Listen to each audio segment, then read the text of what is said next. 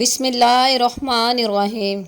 معزز سامعین کرام، السلام علیکم۔ حضرت موسیٰ علیہ السلام کے زمانے میں ایک شخص ایسا تھا جو اپنی توبہ پر کبھی ثابت قدم نہیں رہتا تھا۔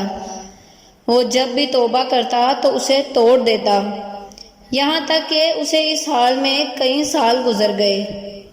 اللہ تعالیٰ نے حضرت موسیٰ علیہ السلام کی طرف وحی بھیجی کہ میرے اس بندے سے کہہ دو کہ میں تجھ سے سخت ناراض ہوں۔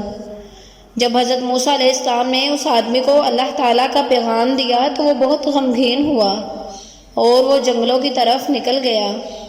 وہاں جا کر بارگاہ رب العزت میں عرض کی، اے رب ذوالجلال، تیری رحمت کم ہو گئی یا میرے گناہوں نے تجھے دکھ دیا؟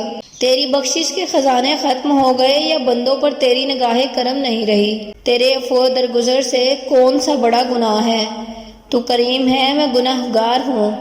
کیا میرے گناہ تیرے کرم پر غالب آ گئے ہیں؟ اگر تو نے اپنے بندوں کو اپنی رحمت سے محروم کر دیا تو وہ کس کے دروازے پر جائیں گے؟ اگر تو نے دھتکار دیا تو وہ کہاں جائیں گے؟ اے رب قادر و قہار، اگر تیری بخشش کم ہو گئی اور میرے لیے عذاب ہی رہ گیا ہے تو تمام گناہ گاروں کا عذاب مجھے دے دے، میں ان پر اپنی جان قربان کر دوں۔